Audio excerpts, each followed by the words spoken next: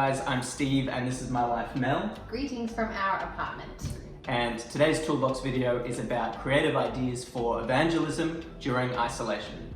The word evangelism comes from the Greek euangelion, which just means the gospel or good news. And right now we're getting a lot of news. Most of it is bad news about sickness or the world being a lot less stable than it was before. But as disciples, we're still called to spread good news. The news about freedom and of life to the full. Yeah, and so you might be wondering, how are we meant to do that when we're confined to our own houses? But I think we have a great example in the Apostle Paul, who, when he wrote the letter to the Philippian church, was actually under house arrest. He was confined to his own rented home. And even like some of us, he relied on friends and fellow believers to bring him food and to bring him supplies. But even then, God had called Paul and said, he's going to be the instrument that I'm going to use to spread the good news to the Gentiles and their kings and to the people of Israel. But then here he is trapped in his own home at the same time. And I can kind of feel confused about this because we also have been given a mission from God to spread the good news. And yet, when I think of doing that, I think of going into the street, finding strangers, chatting to new people. But actually, there's a lot of people around us that we can still be reaching out to while we're in our own homes. And so here are three things that we can use to spread the message in this time. The first thing I think we can use is prayer. While Paul was under house arrest, he was continuously praying for people and churches that he was connected to. Will and Chelsea did a video recently, a Toolbox video that you should definitely check out on prayer. And I think now more than ever, prayer is such an important tool to move the mission forward and to advance God's kingdom. The first thing I think is so important to pray for is people. Pray for people. And practically, I think having a list each day of people that you can be praying for, that you can be reaching out to and be helping to use the power of prayer for those people. Another thing we can be praying for is opportunities. I've prayed a few times in the last couple of days, God, I'm really willing, I'm really ready, I don't know what to do. And I think that God responds to those prayers when we tell him that we want to be used by him and we're really looking for the opportunities that he's going to give us to meet more people or to share the good news. We can also pray for workers. Pray to the Lord of the harvest, Jesus says. The harvest is still plentiful. God is still the Lord of the harvest, and we still need more workers, more messengers to spread this good news. And so pray for people, pray for opportunities, and pray for workers. And I think in all of these things, we need to pray together. We can organize virtual prayer groups and spend time with one another in prayer. The second thing we want to talk about is connections. Paul writes in Ephesians chapter 5, verse 15, he says, "Be very careful then how you live, not as unwise, but as wise, making the most of every opportunity because the days are evil." And I think in this time, it's so important to be making the most of every opportunity that we have to strengthen and build connections with the people in our lives. Not only that, we also need to be creating these opportunities to build connections with new people as well.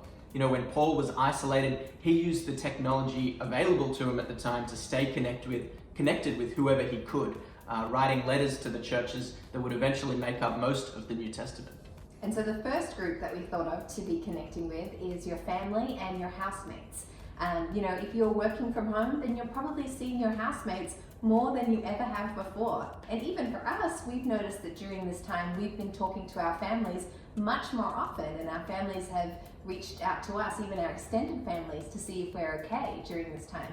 And so that's a great opportunity to pray with them, to ask them to read through a gospel together, and to ask them to even study the Bible. And obviously, the church is still putting on great Sunday services, different events, and so you can send them the link. One of the great things to come out of this is that distance is no longer a problem. So if your family lives in another city or even in another country, that doesn't need to be a barrier anymore to them connecting with you and you sharing with them about the gospel. It's been great in our ministry. A lot of the women have used it as an opportunity to share with their mums. And some of these mums previously persecuted them because of their desire to become disciples. And they're now studying the Bible. And these women in our ministry are even bringing in older women to help connect with their mums and help them grow in their faith, which has been so awesome.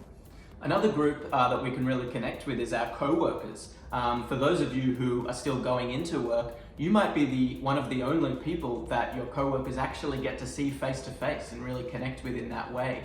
And a lot of the people at your work may not be dealing with the stress of what's going on as well as you are. And so I think the practical is just asking your coworkers how they're coping, asking how they're going, if they need anything, and building that connection from there. Even inviting them to a service or an event that the church is holding. And if you're working from home, even asking people that you interact with throughout your day in meetings if they want to hang out after work, if they want to spend some time, or if they want to come to an event as well.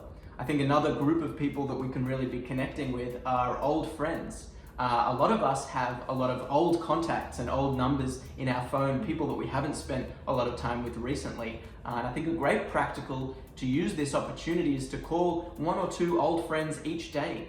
Just check up on them, see how they're going, ask them how they are, and use it as an opportunity to reconnect to these people. Even people that used to study the Bible. I think calling them up, seeing if they're keen to restudy the Bible, if they're open to that, and rebuilding that friendship. Yeah, whereas previously we might have relied on physical events to invite people to, there's a lot of virtual events that we can create during this time. Things like a cooking class where everyone comes with the ingredients in their own kitchens and one person talks you through a recipe. Or one of the women in our ministry has set up a virtual book club where they're all going to read through a spiritual book together, and other people can come join and discuss the book together over Zoom. Maybe you could do a house tour to show people the place that you're going to be in for the next couple of months. There are all kinds of things that we can do through the different technology that's available to us, and that we can invite other people to join.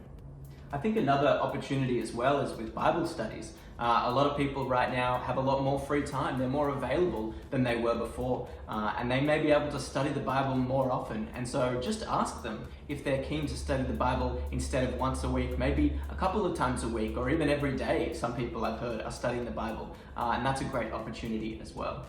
And the third thing that we wanted to talk about is serving. There's so many people in need right now, and we have an obligation to love these people the same way that Jesus loved people.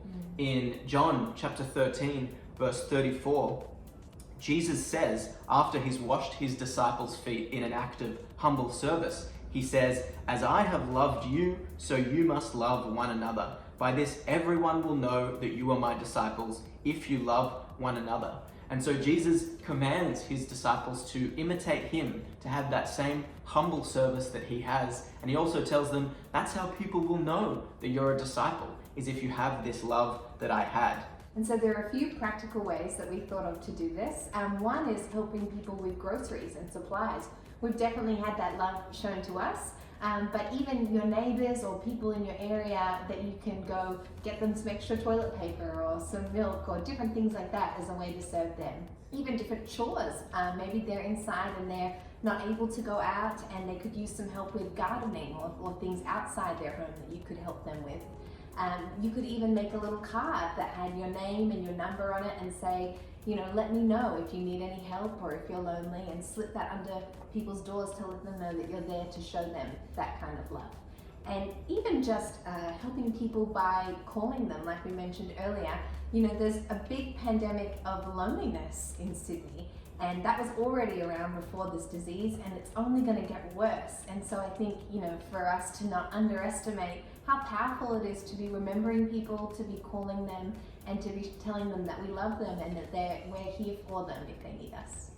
And so there's a few ideas for sharing the good news while we're confined to our houses. Even though Paul was under house arrest, he was still able to make the most of every opportunity and to bear fruit in God's kingdom. And the same can be true for the Sydney Church if we are prayerful and faithful and we keep working hard for God's kingdom. Amen. There's some creative ideas for evangelism.